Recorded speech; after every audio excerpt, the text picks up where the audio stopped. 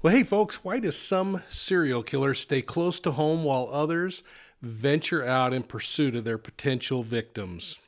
Let's explore why accused Long Island serial killer Rex Heuermann is being considered a potential suspect in the missing person case from 2017.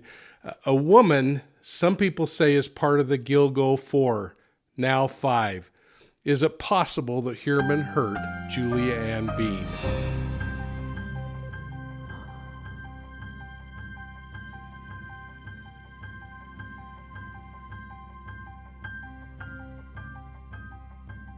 Hey, welcome to Profiling Evil, everybody. I have been away a long time, and I'm glad to get back. I hope you've been patient while I've been getting through some things. I've been releasing some old Profiling Evil Academy videos while I've been out. I've been living in an airplane for about a month now.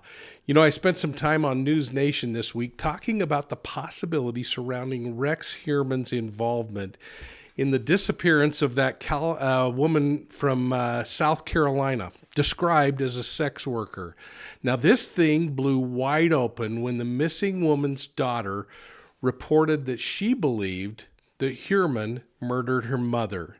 Now, as we get started, I hope you'll take a moment, hit that like and subscribe button, and ring the bell so that you're getting all of Profiling Evil's videos as we're releasing them. And as we begin, let's catch up on Heuermann's latest court appearance. I was actually in New York last week, and I got out to Long Island just a little too late to go to this hearing, but I did learn more about what went on there, including spending some time with Joel at Surviving the Survivor podcast to talk about the case. In short, it was a really short hearing where the judge appeared to be checking a few boxes that would ensure that Heuermann is being treated well and finding the time he needs to participate in his own defense.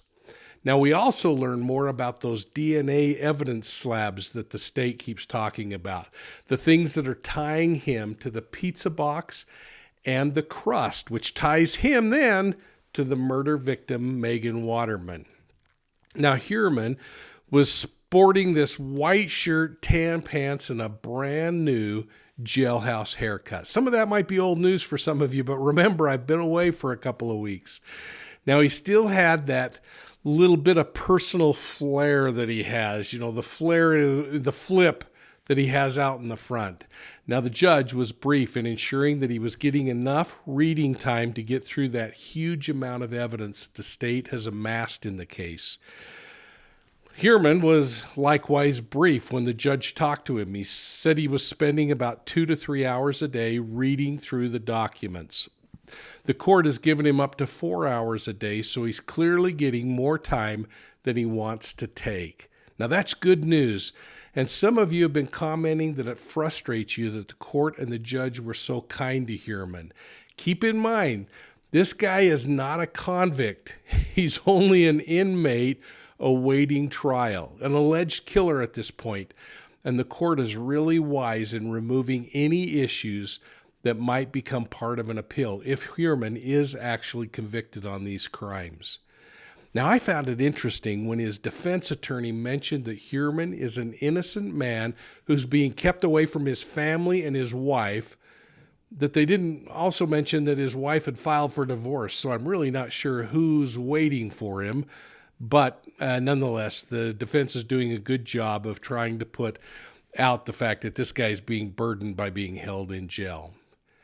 Now, some other interesting tidbits that came out of that hearing a week ago were comments from District Attorney Ray Tierney, who said that the DA's office was preparing to announce further charges. Said, quote, "if that day comes," close quote.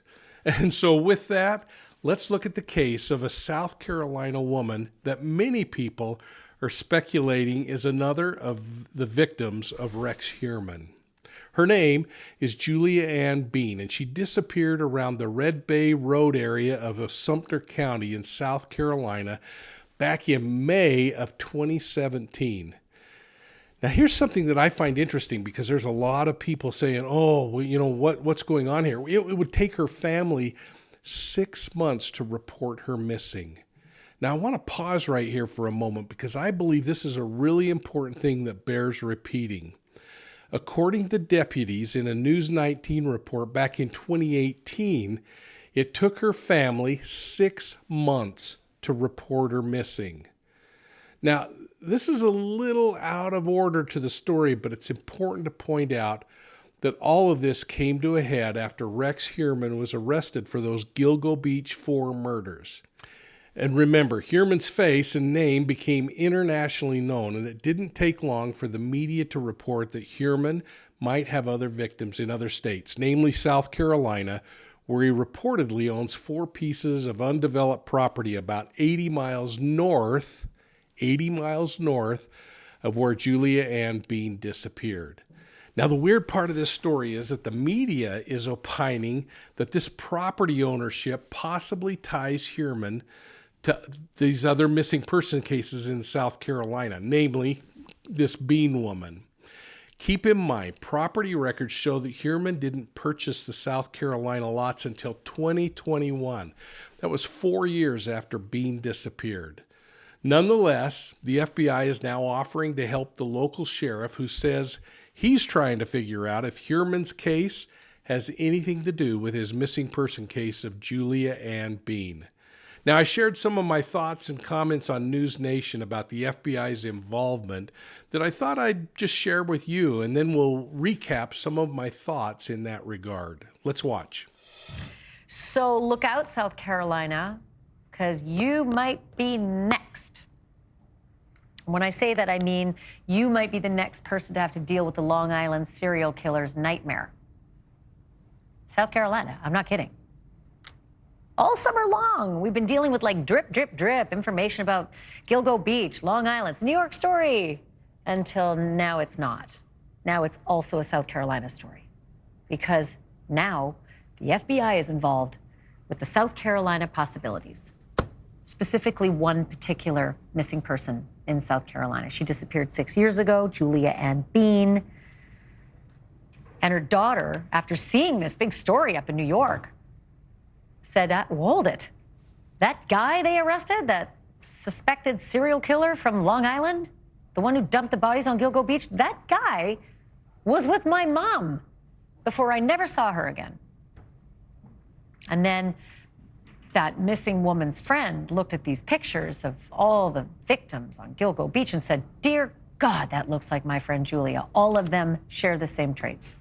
They all look the same, petite, white women who are sex workers. This is Heidi Kovas, this poor young woman's missing, like Julia Ann Bean, the missing woman's friend. Heidi Kovas from just a couple of weeks ago when we spoke to her. Take a listen. We as adults can kind of put 2 and 2 together, but there is still a slim chance that she could be alive and she could possibly be on that property, in that house. There could be other women in there. You know, I don't understand why we're not going in there, but, you know, you got to leave it to the police to do what they got to do. So why South Carolina? Why? Because Rex Heuermann, the suspect in the Long Island serial killings, has properties down there.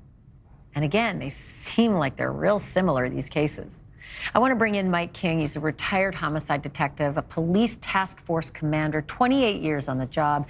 He hosts the Profiling Evil podcast and YouTube channel. And also he's the author of Deceived, an investigative memoir of the Zion Society cult. Okay, Mike, Heidi Kovas really thinks that this is the real deal. She also thinks that her friend who went missing 6 years ago could still be alive. I know we never want to give up hope, but what are the chances of that? You know, you got to keep trying and you can't give up hope. And frankly, to me, Ashley, this is pretty encouraging news on a couple of fronts. I mean, first, the idea that investigators might be linking together some cases, more cases to Heuermann potentially, and that those cases in some wacky form or fashion are somehow corroborating each other. It might be just the location, might be the fact that Heuermann traveled down there, but it gives some hope and frankly needs to be excluded if it isn't the thing. But these serial cases are so difficult and painstaking to go through these investigations. You got to look at all of the victims and try to figure out why did this individual become a victim? And you need to evaluate crime scenes and evaluate the kind of the sophistication level, if there really is one, of the predator, and that helps you bring them together. Well, in that, do you think the notion that the FBI is now formally involved, like the sheriffs went to the FBI and said, bring it in, and when local law enforcement reaches out to the FBI, they respond. What will that do for this investigation, the fact that the FBI is now part of it? Well, I think having the resources of the federal government on their side is a really big deal for the investigation. Not only does it add more law enforcement officers to help in the investigative process, but it brings agents that might be experts in crime scene analysis, or it may bring laboratory resources to the table. And of course, it's going to bring maybe a little more intimately behavioral experts who can examine the evidence compared to all of the other traditional forms of evidence. Because sometimes in these cases, what we fail to do when we're looking at forensics and eyewitness accounts and maybe admissions or confessions is we forget about the behavioral evidence and the part that it plays in helping exclude or maybe focus a little more directly on suspects. Well, bringing the FBI into South Carolina's investigation does have its benefits, although I'm questioning how they determined that this is a case that they should look into, especially since the sheriff doesn't seem sold on the idea that the cases are connected. Now, the FBI must be trying to determine if Heuermann is involved, and if he is involved, that would include crimes that cross state lines. Now, having the resources of the federal government is a big deal for the investigation because it adds more investigators, it adds specialized capabilities, and it adds additional attention to the case. I really appreciated the bluntness and the confidence of the sheriff in this Today Show report. Let's watch this. This morning, there's a new twist in the suspected Gilgo Beach serial killer case. The FBI is now looking into a possible connection between the Long Island architect accused of multiple murders and a South Carolina woman who's been missing for 6 years. NBC's Maggie Vespa has the details on this one. Maggie, good morning. Hey, Tom, good morning. Yeah, the ripple effects of this Gilgo Beach murders case now, as you said, traveling hundreds of miles after a South Carolina sheriff received a tip that a local woman missing since 2017 may have been seen with the suspected killer shortly before she vanished. This morning, a potential link to a missing South Carolina mom, the latest jaw-dropping layer in the Gilgo Beach murder case. Investigators with South Carolina's Sumter County Sheriff's Office posting this photo of Julia Ann Bean, who has been missing more than 6 years. This after they say someone claiming to be Bean's friend came forward saying there could be a link to suspected Long Island serial killer Rex Heuermann. Bean's adult daughter Cameron later telling authorities the last time she saw her mother, she was with a man driving a vehicle similar to one that's now been linked to Heuermann.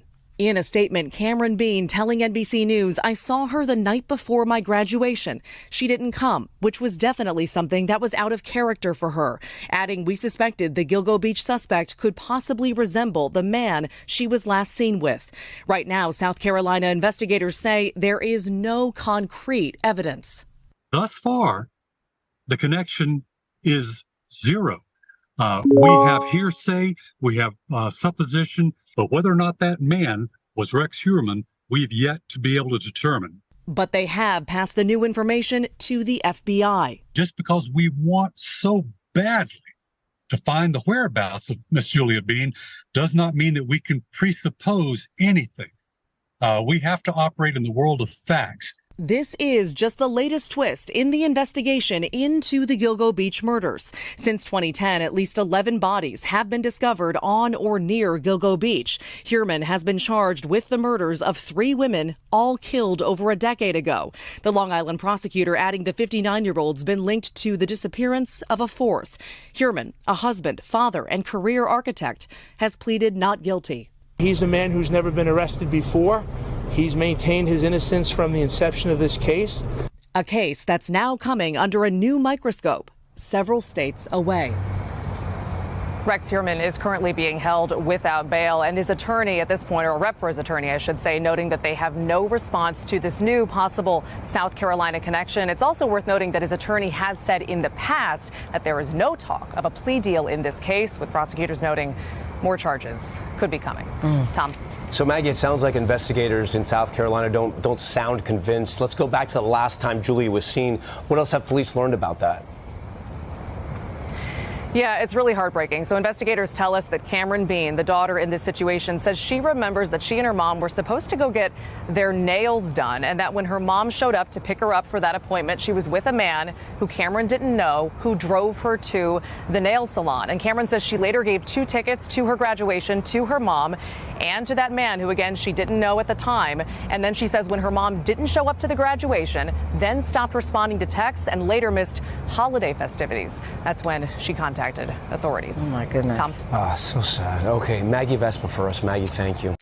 And this brings me back to the family of Julia Ann Bean and their suggestion that Heuermann may be a suspect in the woman's disappearance. Now, I find this to be really significant because now her daughter's stating that her mother disappeared the night before her graduation, and she thought that was odd. Now, remember, it took her 6 months to report her missing. She reportedly met the man that she thinks is Heuermann, who drove Bean and her daughter to a nail appointment, and after the visit, Bean's daughter handed her mother and the man 2 tickets to her graduation. Well, her mother never came to the graduation, and there was no other contact with her. Now listen, folks, I don't want to sound judgmental, but I find it troubling that her daughter was that concerned about the man that she met with her mother, or that she was concerned about her mother not coming to her graduation if it took her 6 months to report this thing. I find it troubling that she was concerned about the sudden disconnect that occurred where she never heard from her mother again. Now, keep in mind that News 19 report that suggests the family waited 6 months to report her missing. When Heuermann took the national spotlight as a possible serial killer who happened to own land in South Carolina, Julia Ann Bean's daughter reportedly saw his photo and immediately recognized him as the man last seen with her mother. Now, the U.S. Sun reported that Bean's daughter texted saying, quote, "I have chills. I have seen him," close quote, when speaking of seeing Heuermann's photo. Well, now the Sumter County Sheriff's Office is investigating the claim.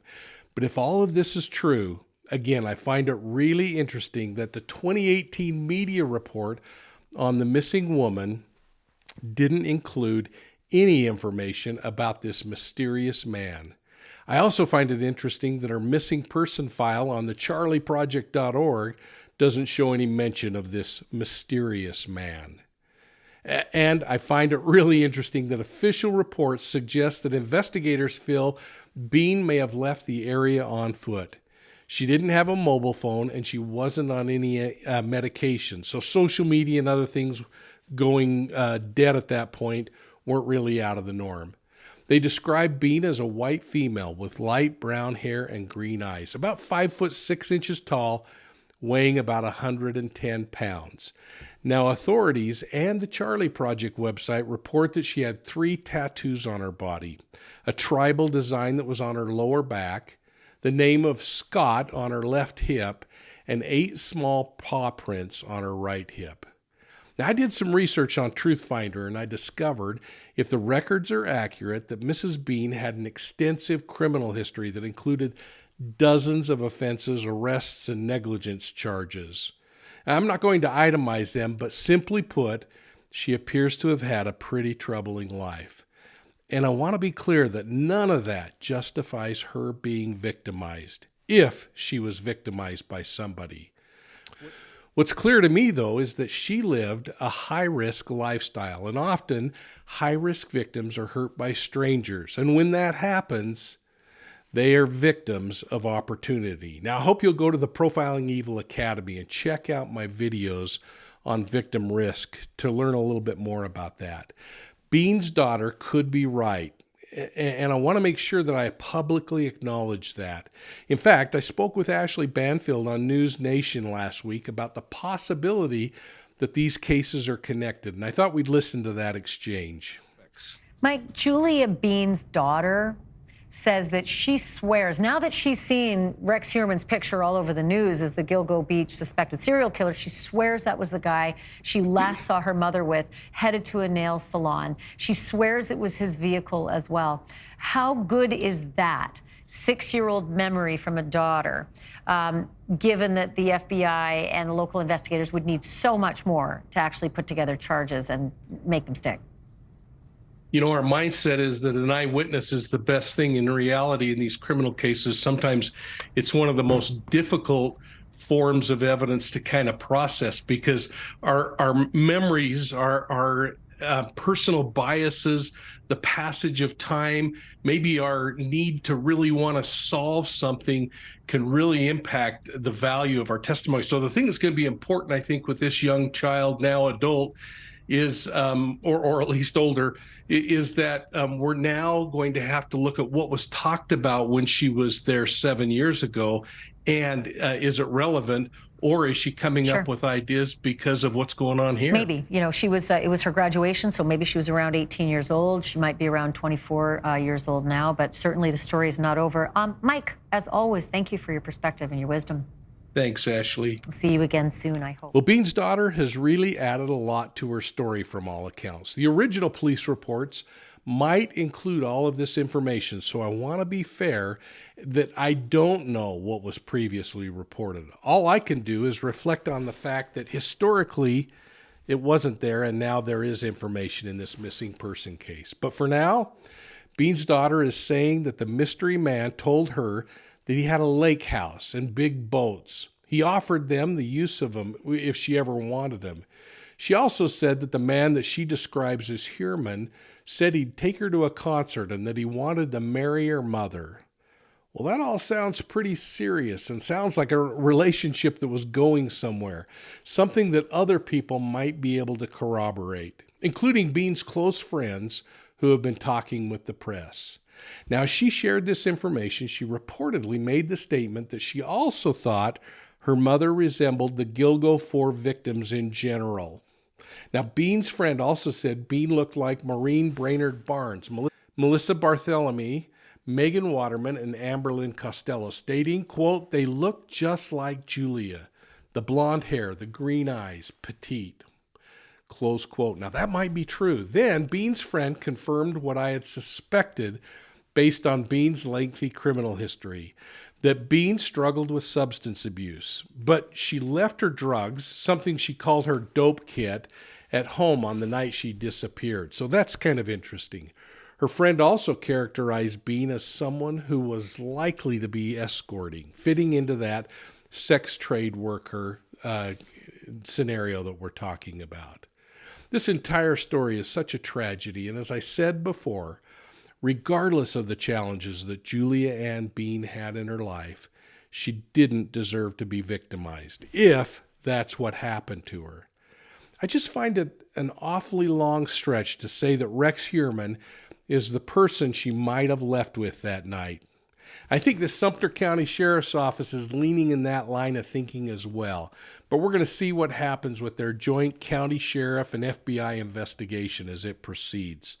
Now, keep in mind, the sheriff was clear when he said that he sees zero direct evidence to support this claim. So the decision of whether her memories are accurate or not are now in the hands of the investigators, who've got to corroborate the statements she's making and thoughts with other pieces of evidence that they undoubtedly have in this case. But, you know, folks, let me restate one challenge, and that's a challenge with eyewitnesses and memories, because every bit of information is going to be useful to some degree, but there are challenges that come with the passage of time. Now, this new information cannot be taken strictly on its face value. It needs to be corroborated against and alongside other pieces of evidence, especially now that Heuermann has been identified as a person of interest. Now, I hope there's a record at the time of Julia Bean's disappearance where her daughter describes the man and his vehicle. And if so, I think her memory would be more plausible based on that. But again, I'm not suggesting in any way that she might not be accurate. These are just the kinds of questions that need to be answered to feel comfortable with this thing. Now, in speaking of whether or not Heuermann should be considered in the case of Julie Ann Bean, it's going to be necessary to know more about Rex Heuermann's travels over the years. We know that he visited his brother since around the year 2000 down in South Carolina. But remember, he's only owned the property down there since 2021. And that means 5 years earlier, she would have been disappearing. Regardless, it puts Heuermann within about 90 minutes of the last place that Julie Ann Bean was seen back when that happened. And again, if he was visiting his brother at that time. And folks, since we're talking about possibilities, I thought you might be interested to know that there are 34 other possibilities in South Carolina, missing women who were between the ages of 20 and 40 and kind of fit the preferential victim that this predator seems to have. Now, this map I'm putting up shows where they're located. And frankly, outside the comments that have been made by Bean's daughter, I think you could consider all of them potential victims of Heuermann, just like you're considering whether Bean is a victim. It's all going to be about connections based on the travels between the year 2000 and today, or at least at the time she disappeared. In other words, it's possible that the Long Island serial killer might be responsible for missing persons in South Carolina, but the real question is, how probable is it? I mean, it isn't out of the realm of possibility for a serial predator to change their hunting grounds. In other words, to change the location where they hunt. This can happen for a number of reasons, such as the need for preservation. The killer may have made some critical mistakes, and the results become something like moving and changing to somehow ensure more security with their current hunting grounds. Now, in other cases, a predator might change their hunting grounds because it's getting too difficult to easily find their preferential victim. Sex workers, if this was a preferential victim, might become aware that their peers are being picked up by strange people, and they might be more preventative in what they're doing. Where predators are more mobile, it could boil down to simple convenience. The predator is going to start hunting whenever and wherever the urge strikes. So those changes might add variety and excitement to this killer's sick game. So my question is, what are your thoughts on this one, folks? Do you think Rex Heuermann is responsible for the Julie Ann Reed missing persons case? And how much do you trust the daughter's memories at this point about the evidence that's coming forward? I'm going to be looking for your answers down below, and I hope you'll take time to share your thoughts and to comment on each other's.